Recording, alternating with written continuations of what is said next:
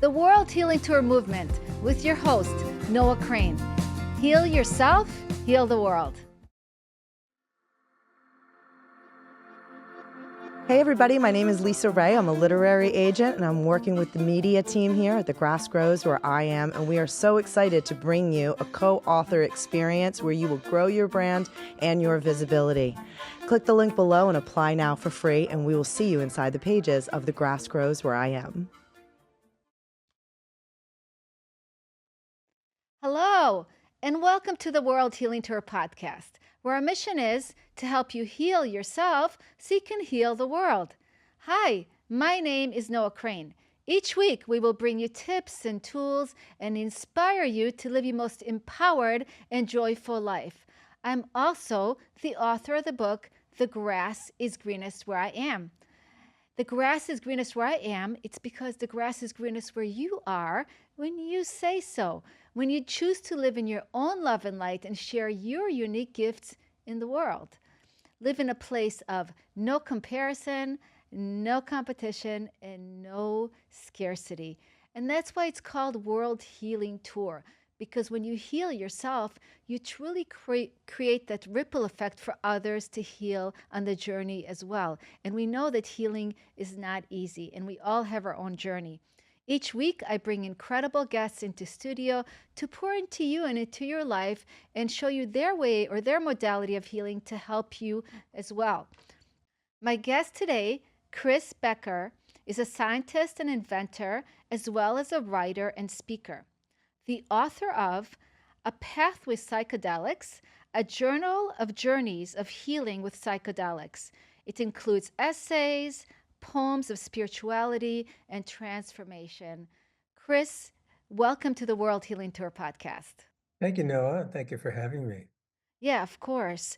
And I know we spoke, and your journey to me is so fascinating, how you were able to overcome traumas. Let's start by just you telling me a little bit about yourself and what, I know you're a scientist. Let's talk a little bit about that, about, what you do and, so they kind of know a little bit more about you and who you are. Good, yeah. So I'm a retired scientist. I'm trained in chemistry. I did for about 40 years. I had a chemistry career, a nice chemistry career, and also a longtime meditator, mostly Zen Buddhist style, but kind of more recently, kind of more flexible, I guess you could say, or not really any one particular tradition. So I have a lot of science background. I have a lot of meditation background, and also I have a lot of background in healing. I love the title of your podcast, World Healing Tour, because healing is that's the central message I have. In the books that I've written, the word psychedelics appears there, but that's sort of secondary to really what is involved in what I want to talk about today. And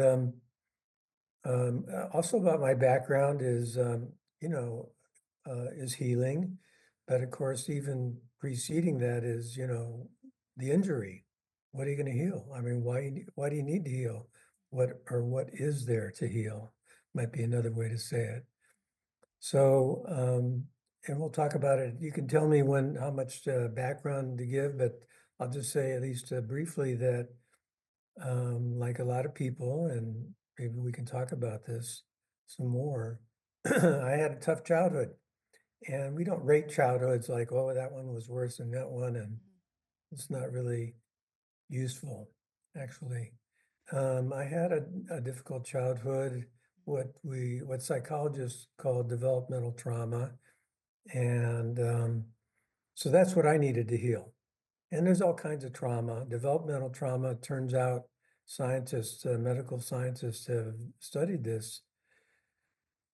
Conservative estimate is that 2/3 of the people listening have had some serious developmental trauma, tough childhood in one way or another, lots of different ways.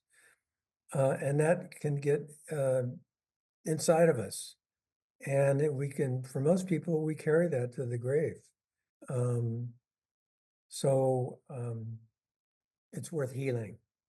So Yeah, we could, and healing is not easy, right? It's really a difficult thing, and it seems like as much as sometimes we heal things, Chris, and tell me if you think I'm right, there's always another layer or another level to heal. Like you have to dig so deep to be able to see really what's holding you back in your life and why you're doing things the way you're doing them. yeah, really, that's a great question. The way you ended there, another way to just phrase it is like, why do I do the things I do? Hmm. You know, why do I have these habits or addictions, or why do I get angry, or why do I kind of mistreat so and so, or why do I kind of like retreat or get aggressive? I mean, all kinds of different things. Why do I do that?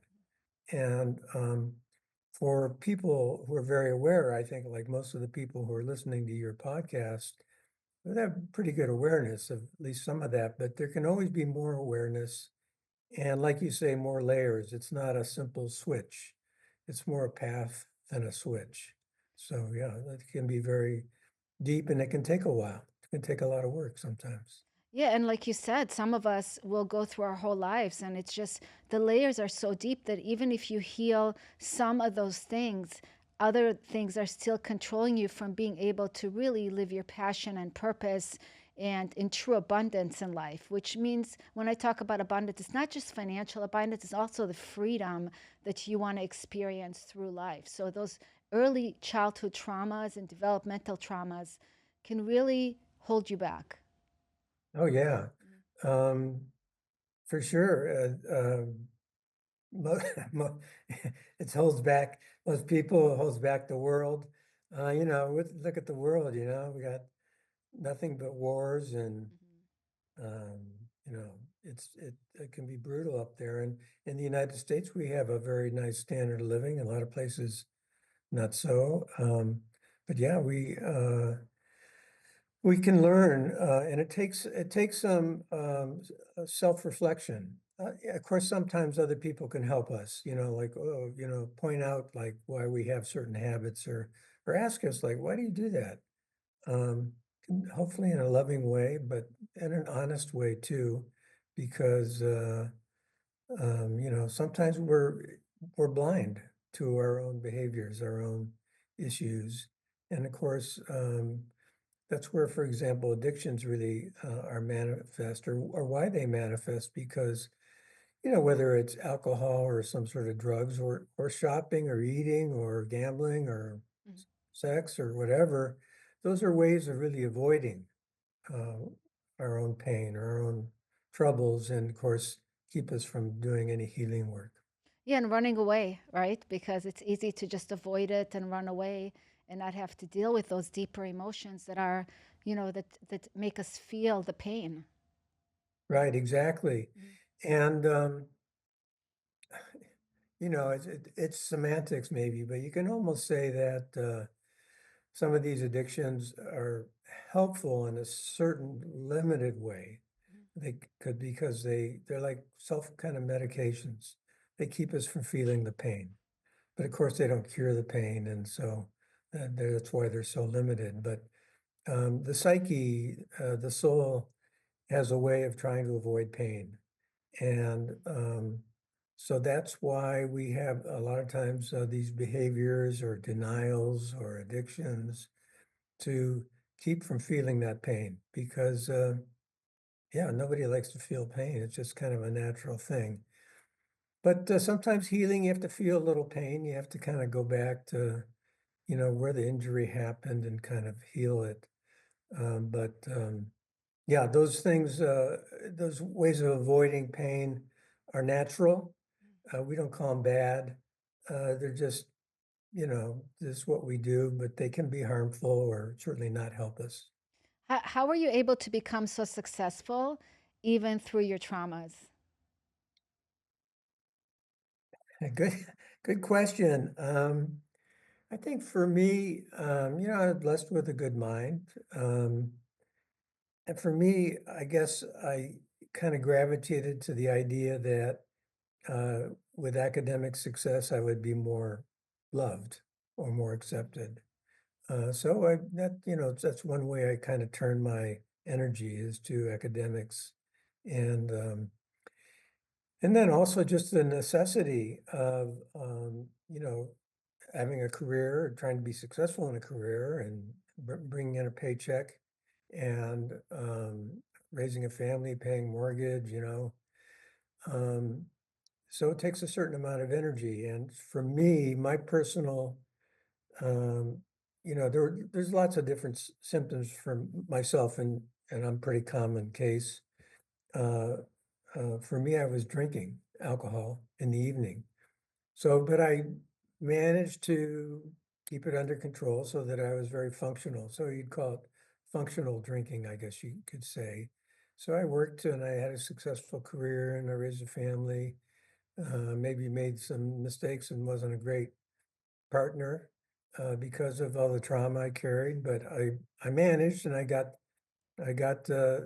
did well in academics and had a good scientific career. So it's kind of, a friend of mine who's a psychologist said, it's kind of like a silver lining. Like you look around and you look at all the creation, and the internet and, smartphones and all the cars and all the stuff. And some of it is because we were, we're trying to find some approval or get a few crumbs of love by creating things and being smart and doing good in school. So anyway, like a lot of people, I managed to keep it under control. Some people can't, um, but a lot of us do. We're sort of functional. We kind of limp along, if you will, as best we can, and try to succeed and keep the paycheck coming and whatever. But it doesn't mean that we feel good inside. Yeah, and that is important to feel good inside, right? That's part of the journey is to heal that inside of us. So let's talk about the inside. Let's start to talk about, I want people to learn more about, can you share with us your childhood and the trauma you've been through? And so people can see, because so many of us experience trauma and we don't really talk about it. Right. And there's all kinds of trauma, and there's a lot of this has been scientifically studied. The medical people studied it. In fact, even on the CDC, Center for Disease Control, there's one of their parts of their website talks about adverse childhood experiences. ACE or ACEs. And there's even a questionnaire people can take out. I put a copy in my book just to kind of highlight that. Um, so what went wrong? And there's all kinds of things that can go wrong. So for me, um, not too unusual, really. My mother was emotionally absent. She just didn't know how to love me, couldn't love me. I don't have any memories of being hugged or kissed or sitting on her lap. Pretty sad, really. Um, my father was pretty much checked out. I think the marriage wasn't good for him because of that or other reasons and his own things. It was in the 50s. A lot of the kind of standard way families ran was the mother would stay at home and the father went out to work. And especially if things weren't all that great at home, you stayed out at work. Um, so it was emotional neglect. Um, I have a friend who's a psychologist, and we talk, and she's told me that her childhood, for example, she spent a lot of her childhood hiding under a couch so she wouldn't be beaten. And so is one worse? Is her childhood worse than mine? I would say you can't rate those things. Um, a lot of people say, "Oh, it could have been worse." Which is kind of a denial for the pain that we have. So I guess one message I'd like to pass on is like, let's not rate these things or say, oh, it could have been worse. Oh, it could have been, whatever. You can imagine some terrible things. So, if you get hurt, you get hurt. And so childhood trauma isn't necessarily like one day you had a car accident. Of course, that can happen, or there's a fire or whatever. Those things can happen and they can matter too. But for a lot of us, it's just day after day in a situation, a child like they don't have the capacity to manage it or even understand it, right?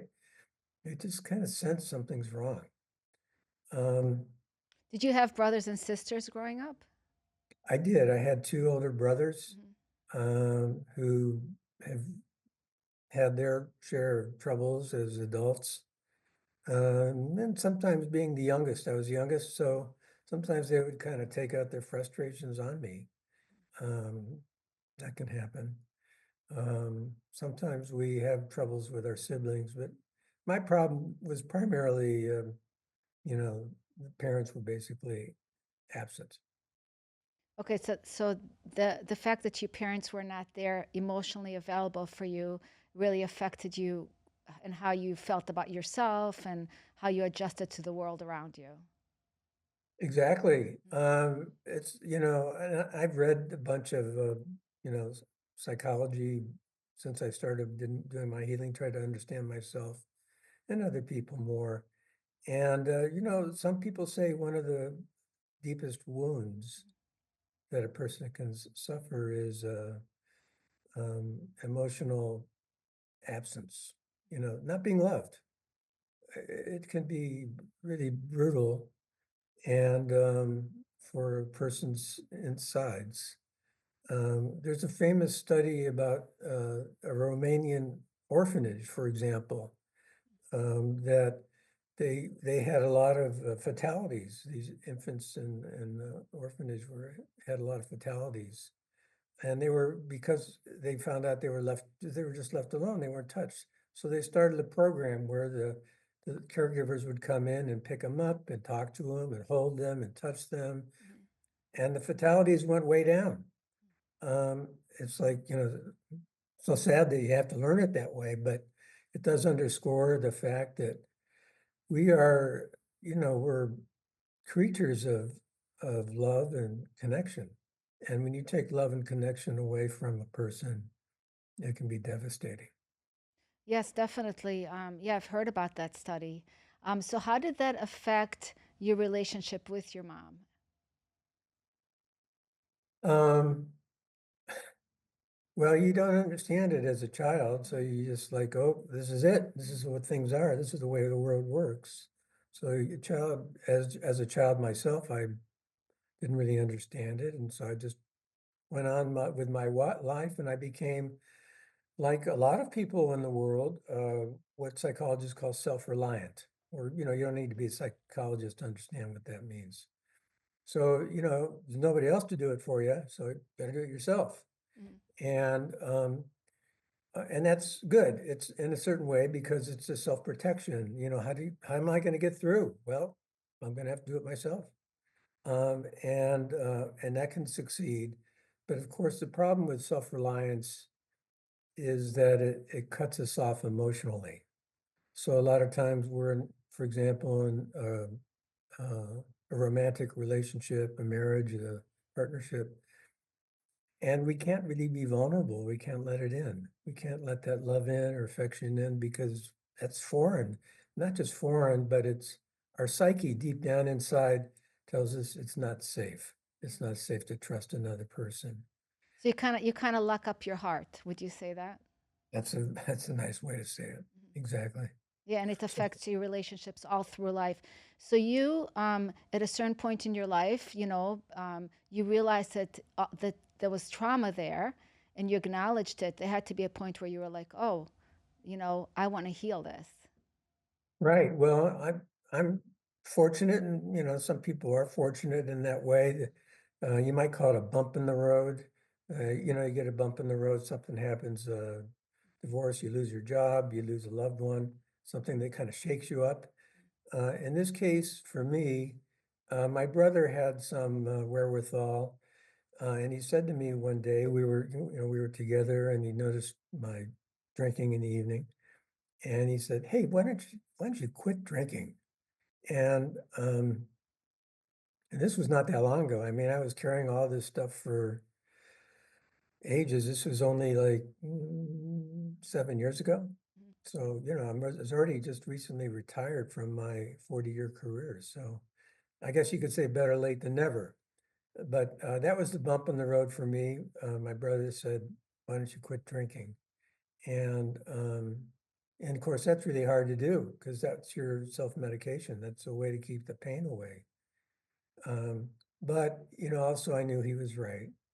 And so that started me on the path that, I've written about in these books and that kind of therapy that I undertook. We can talk about it. Yes, it's great that your brother noticed something and that you listened, right? That you were able to open up and listen and be like, hey, I'm willing to look at that. And that's probably the first step to healing. Exactly.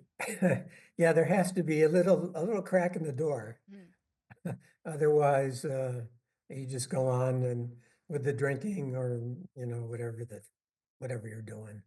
And so there has to be a little bit of awareness. And I think maybe the meditation helped me, I guess, soften a little bit.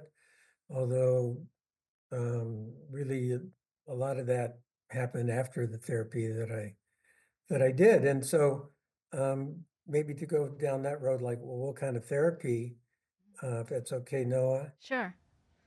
Um, so my brother says, he says, well, why don't you stop drinking? I said, okay, maybe I'll try. And he says, well, you have to have a plan. You just can't say, oh, I'll stop drinking. You have to have a plan.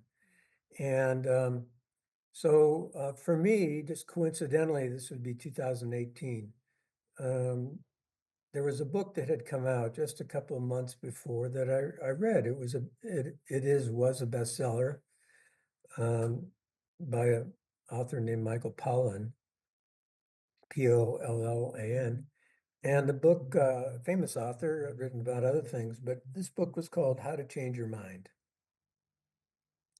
And in that book, he talks about using psychedelics as a therapeutic agent to help heal. Not to go party or go crazy, but to actually use them in a responsible way with a person who's trained to help you, not by yourself, not do it yourself. And so that book talked about it, and so I had coincidentally read it a couple months before, and I had done some psychedelics back in my college days, so I wasn't really scared about it. Um, and I thought actually they kind of helped me a little bit, spiritually, kind of ground me a little bit. So I thought, okay, that could be my plan. So the problem is, and still was to some degree, well, how do you find somebody who can help you in that way? Because do it yourself is not really a good idea. And people do it for money reasons or just because they're self-reliant. They don't want to let anybody help them. But anyway, I decided that I would follow that advice. So I had to find somebody. And there's no yellow pages. Well, there's no yellow pages anymore, but you just can't look up, your psychedelic assisting therapist. But there's the internet, and I Googled around and looked around and finally found somebody who was a licensed therapist in my area, in San Francisco Bay Area. I'm blessed to have a lot of people in this area. I found somebody who was a licensed therapist, good therapist, but who also knew about this world. It was clear from an essay they had written, and then that took me to their website. So then I wrote the guy and said, "Hey, can I come in?" And he said, "Oh yeah, okay, come in." So I get there, and he says, "Oh, why are you here?" Like any therapist would ask on first meeting, what brings you to the office? And I said, "Oh, I want to, quit drinking," and that's pretty much it. And he says, and I added that I'd read Michael Pollan's book, and I was interested in psychedelic-assisted therapy. And he says, "Okay, well, maybe let's pump the brakes here a little bit. Let's just talk for a little while. So let's talk about like, hey, why are you drinking? What is that about? Why are you drinking?" So that was a good idea. Didn't rush it, and started to open up and talk, with a trained therapist about what could be bothering you that you need to use alcohol every night? Um, so we did that, and then after a while, then he would say, it's okay, we can do some psychedelic-assisted therapy, and what that meant was with a trained person, um, I was doing weekly talk therapy in my case, and then every 3 or so months, I would do a psychedelic journey as part of uh, an acceleration, you could call strong medicines to accelerate the healing process. So And that's basically the he first would do idea. it with you, the therapist? Yeah, so you're not alone. You're doing the work with a trained person in a very safe, you could say sacred setting. It's treated very respectfully, responsibly. And so it's a very careful, loving environment. I think it's really important that in my case and anybody's case who wants to do this, that they that they be with somebody who's not only well trained, but also you've you like them. You feel good about them. You can feel that they actually care about you. They really deeply care. So that, yeah, it was with another person in every case. Was it Never. the same trainer that you were doing therapy with as the person that was doing the psychedelics with you? So he was a Yeah. trained in psychedelics as well as a therapist. Right. Mm. And there can be variations in this model. There can be cases where, you have say a weekly therapist, Mhm. and you go to another person who's a specialist with psychedelic medicines, and those two therapists can trade notes, and there's various ways, but that's basically with people who are trained, who really and trained in both worlds, in kind of talk therapy and in psychedelic therapy. Great. So you started to heal. How long was the process? How long did you have to go through the process of the healing and the psychedelics? Like, what was the process like, time-wise? Well, like you said, I think early on is like, well, there's a layer and then there's another layer, like Mm, you're peeling back the onion. mm, But for me, the main work was about a year and a half. mm, It's not too uncommon. One guy I know says, the psychedelics, they're not fairy dust. They're not, you know, that's not how they work. What they do is everybody has an internal healer, an internal wisdom that they're born with, but it gets kind of locked inside. So what the psychedelics do, the kind of strong medicine they are, they kind of open us up. Sometimes you need some strong medicine to open up, but the healing actually takes place from inside of us. It's not really, and the therapist is there and they're very helpful and supportive, and that's all important. But the healing itself is happening from inside. So that's kind of an important thing to keep in mind. Yeah, and it's that commitment you had to yourself too to heal that, because it wasn't like overnight. It's not like you go to one session and you're healed. It was a process and you knew it was a process. And you, like you said, the relationship you had with him, the connection, knowing you're supported, knowing that, you were slowly moving towards a place of healing, yourself. So, it must have been, were you looking forward to these sessions with the psychedelics? Because you knew that you would get Yes, so but much from them. yes, but with some trepidation too. You're walking into the unknown Mhm. when you do a journey, and so it's just natural to have a little bit of trepidation, a little bit of fear, but overall trusting the process. And I guess I should also add that even early on in the process, you can tell that good things were happening. Otherwise, people would stop. They go, "Oh, this is no good. I wouldn't bother." But even early on, there you can see some real significant change, like just heart opening. I remember, for example, if I would watch or see a movie that would have some, maybe romantic element or an animal getting hurt or something that would might make a person, you know, cry a little bit or something. For me before, no, nothing would happen. Um, But after even, I think the first journey I did, I remember there was a movie came on and I could feel some tears. Wow. That, that was like, wow, that was new. So that's it's good to have some encouragement. And that's not the same for everybody, um, but I think for most people, it is an accelerating process and you can feel things happening pretty quickly, but it does take a while to kind of peel back some of those layers and get to the deep trauma. Yeah, it's amazing how disconnected you felt from your emotions, right? We're going to take a quick commercial break from our sponsor, and we'll be right back with Chris Becker. Hi, I'm Chris Trammell. I'm the marketing director for The Grass Grows Where I Am, and we can't wait to work with you. And if being in this anthology book would make a difference for your brand, your visibility, and your profitability, click the link below and let's get you started. Can't wait to work with you. And welcome back, Chris Becker. Chris, so I want to get deeper into the psychedelics and to like what is it all about? Like people that don't even know what psychedelics is, can we explain to them what it is? And also what's a session, what was a session of psychedelics that you did? Like what did it look like?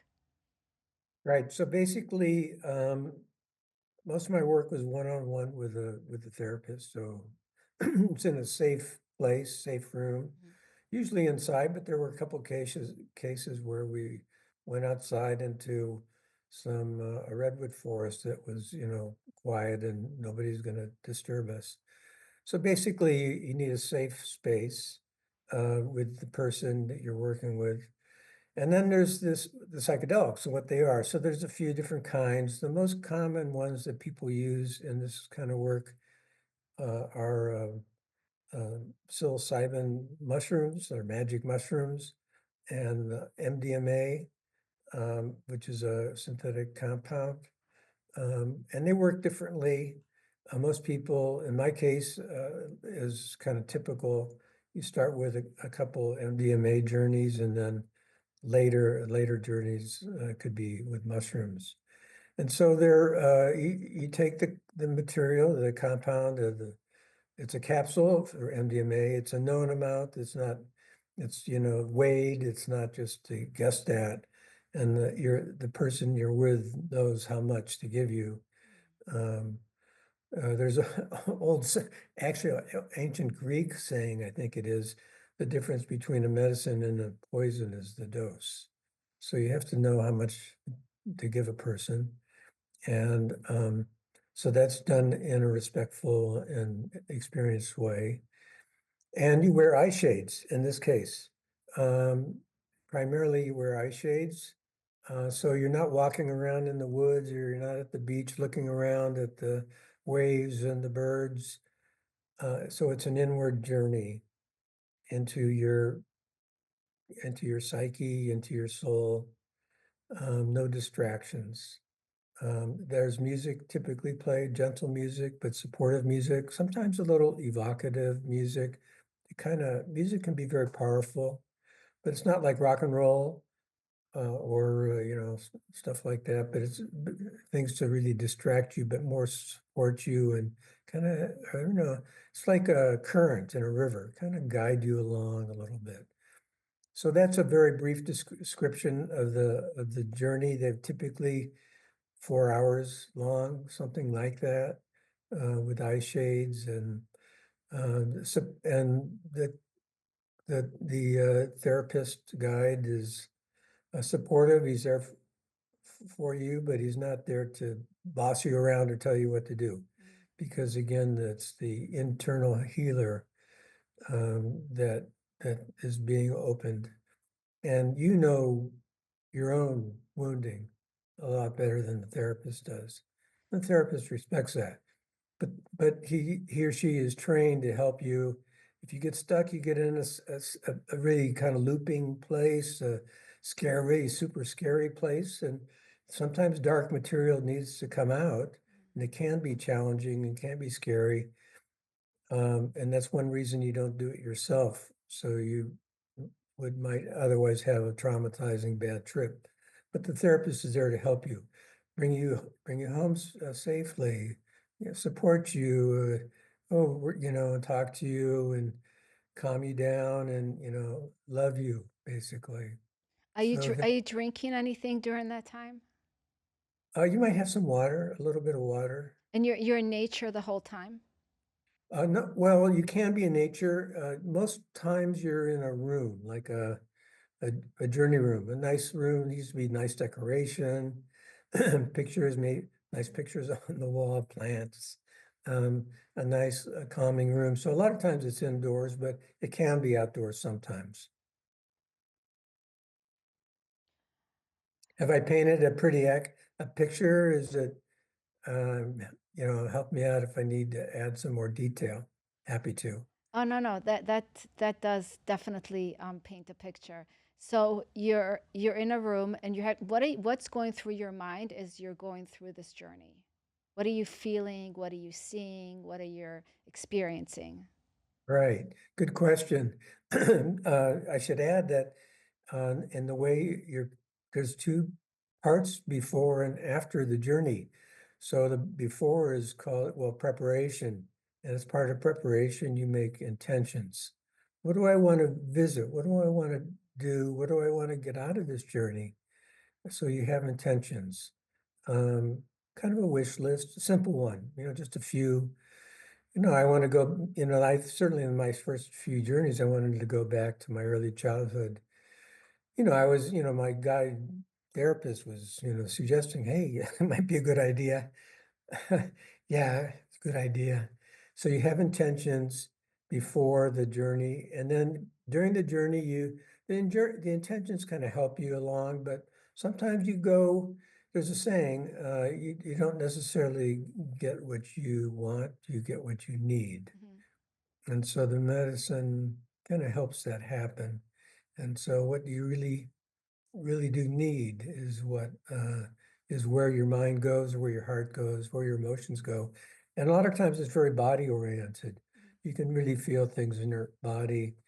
A lot of us, as we get hurt as children, we kind of live above the neck. We live in our heads, and we kind of lose track of what our bodies feel. Mhm. That's why a lot of people get hurt, physically injured, cancers, autoimmune diseases, when the body is kind of disconnected from our heart. So a lot of it is just feeling our bodies in helpful ways. And then I do want to add, and we can talk more about this if you want, but it's important to add that after the journey, it's really important to do what people call integration. So how do you bring the value of the journey into your daily life? That's really super important. The therapist I know says that 80% of the value is the integration. So really, otherwise the journey can be important, but it can be also like a memory that kind of fades over time. So the integration is what you do every day to kind of help bring the wisdom, the healing energy, what happened that was really important into your daily life. So integration is after the journey, and preparation and intentions are before the journey. Yeah, that makes a lot of sense. So how would you feel? How would you integrate? How would you feel after a session? How would it get you closer to your healing? Because I know you wrote a couple of books about it. Like, what is it that you want people to know? So, well, integration is activity. You do something. You don't just think about it or remember it. I mean, it's fine. It's nothing wrong with thinking about it or remembering it. That's cool. But you do something. So, um, and you can be creative. But for me, journaling was one thing. So it uses your body, it uses your hands and your eyes when you write. Some people sing, opens up the throat and the lungs and the body to sing. And then, of course, what kind of songs do you want to sing? Or some people chant, do chanting. They do yoga, they do dance, they do um, all kinds of things. They might paint, um, but you do things that uses use your body that connect. So So that's for that's part of example, the integration.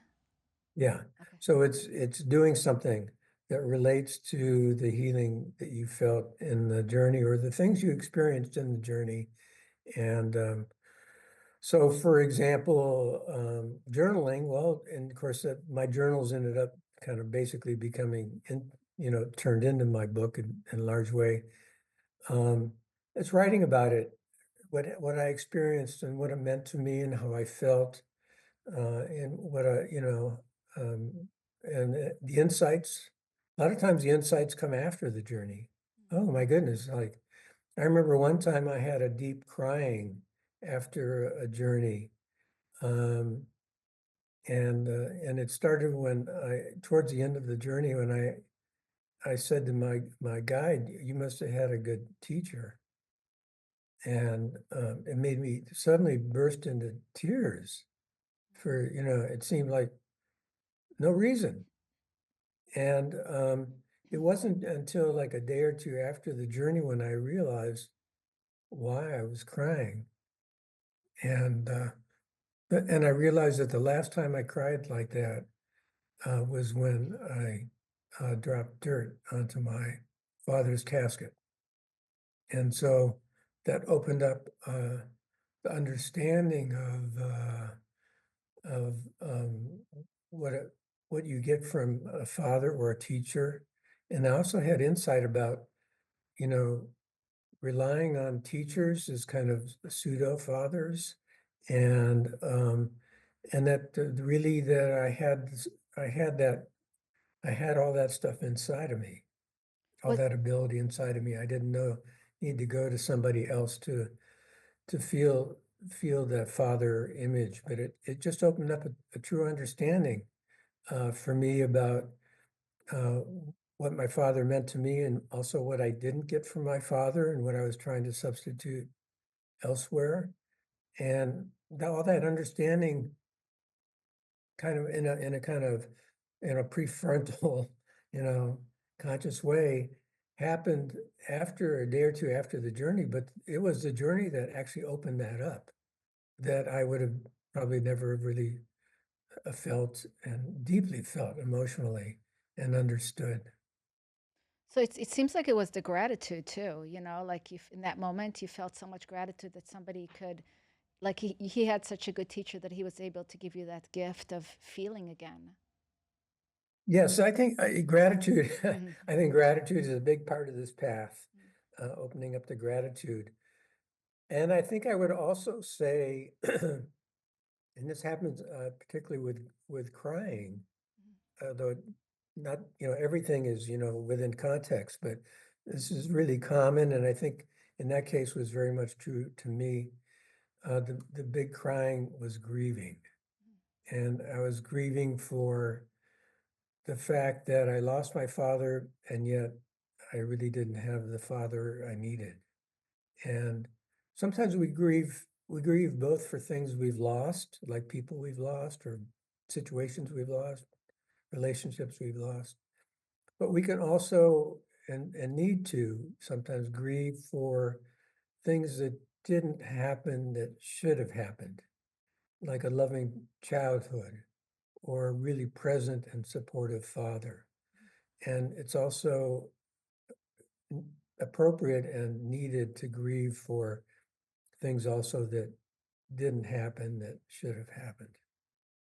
Yeah, no, there's definitely, there's so, like, again, it's just, realizing that, you know, we had what we had, but how do we move forward? And I feel like through this work, through the psychedelics, you're able to open up your heart, open up your soul, and do the deeper healing that was really stopping you from feeling good in your own life and feeling fulfilled in your own life. Right. Thank you, Noah, for saying that. And I would want to add, though, there was a fair amount of crying, not all the time and not every journey, but it was not uncommon for me. And I know from talking to other people, it's not uncommon in general for there to be crying because there needs to be grieving because we have things we need to grieve for. And we're not really taught in this society how to grieve or the value of grieving. and we kind of hold that stuff inside, and it's like it holds us back. It keeps us from healing. Grieving is humanly necessary, and it's a very healing process. So there's a good dose of healing that I think has to happen for us to heal. Yeah, I think grieving is important. It's interesting you're saying that because I have a friend that just lost her husband, and she said, I'm not going to grieve. Like grieving, I'm not going to grieve because grieving is basically the devil stealing my joy away. So I'm not going to grieve. But I know her husband was sick for a long time, so maybe she was grieving through the process of him having cancer and being sick. So when he really passed away, she did a lot of the grieving already. I don't know the answer for that, but I know that she is thinking that grieving is not something we should be doing. So it's just interesting, and I do think grieving is important. It Well, was I just think that, interesting to see another perspective from somebody else. oh yeah, I mean, from my own experience, but also talking to other people, um, grieving is super important. There's a book, I'll mention another person's book I really like. It's called The Smell of Rain on Dust. It's a short book about grieving. And there's another one, The Wild Side of Sorrow. There's another good book about grieving. I think grieving is, this our society, unfortunately, unlike a lot of other societies, has come up with this idea that we shouldn't grieve. Boys don't cry, and hold your emotions in. Don't show your emotions. And unfortunately, I think that's a societal sickness.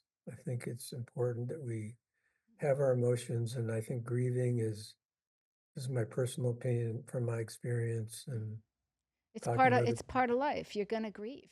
Loss is a real thing, and grieving is a real thing for me too. So, Chris, because we're running out of time, I wanted to ask you, what helped you heal within yourself the most from doing the psychedelics journey? Like, what have you been able to heal where it's really shifted your life into the better version that you are living today? Opening up my heart Mhm. and becoming self-reliant. I guess these are kind of like, to put it into a sentence or two. So letting other people in and letting other people who care about you, like feeling like, oh, that feels pretty good. I'll let that in. And that's really shifted my life so that I can really be more present and more open and loving and to other people. So like you talk about the ripple effect. So healing ourselves just naturally. So we're just better around other people. We're more calm and we're more loving. And so that's a big shift for sure. Yeah, that's an important shift. Has it healed anything with your children or your family? Yes, I mean, I was it gets a little complicated. I could have been a better father. I was a pretty good father, or as some psychologists would say, good enough father. And my kids, I have a great relationship with my kids. And unfortunately, a lot of people don't. But I always have. And I made some mistakes and did some things that weren't great. For me, the way it manifested, I couldn't really be intimate with my wife. And that was probably the biggest problem I had in for our marriage. Um, and somehow I managed through God's grace or whatever to give the love that I didn't give to my kids. So I'm glad for that. I know a lot of people are estranged from their kids, and it's one of the saddest things to see. But for me, it was more in terms of my romantic relationship. And has that healed? Are you guys still together? No, we divorced, but we're still friends. That's That's it. good. That's important. That's healing right there, right? Yeah. Any last thing you want to tell our audience how they can connect with you, how they can find you, where they can find your books? And I know you really want to help others on the journey through psychedelics and healing and going inwards. And is there anything else you want to share? Well, first of all, psychedelics aren't for everybody. They're strong medicines, and it's also not necessarily easy to find somebody who's trained, loving trained guide to help you. But if you can, think you might want to consider it. And I have a website, Chris Becker, CHRISB, like boy, ECKER.org, where you can find my couple books I wrote.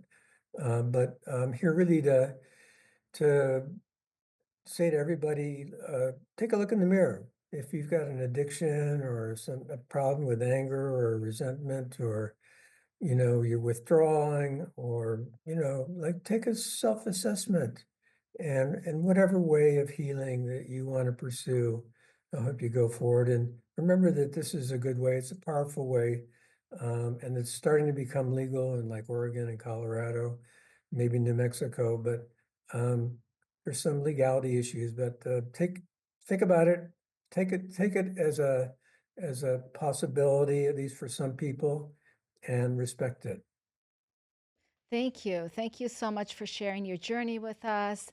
And please check his website and look more into it. Another way to heal yourself, you can heal with psychedelics, but do it responsibly, in a responsible way. And don't suffer, because suffering is optional. We all have different tools to heal ourselves, and that's the way Chris chose to do it. And I think it's an incredible way to heal for somebody who can use that kind of healing, because it is going deeper than, you can go maybe on your own. Great. Thank you, Noah. Yeah, thank you so much. Thank you for being my guest today. I want to thank you for joining me today on the World Healing Tour podcast. Until next time, remember to practice these 3 important elements. Number 1, every day remember to have a grateful heart and connect to your gratitude. When you're connected to your gratitude, you're connected to positive feelings and emotions, and drawing more positive people, things, and experiences into your life. Every day remember number 2, to ground in love and compassion. First for yourself, and then share that love and compassion with others. We all want more love and compassion, so we have to give it out in order to receive an abundance of love and compassion in return. And number 3, remember every day that you're not alone on this journey. It's a guided journey. You just need to open your heart, open your soul, open your mind. There's so many ways to heal, so many ways to grow yourselves. You're not alone. You're guided by God, I call it, or universe, higher power, whatever it is for you. Until next time, have a beautiful week, everyone. Namaste.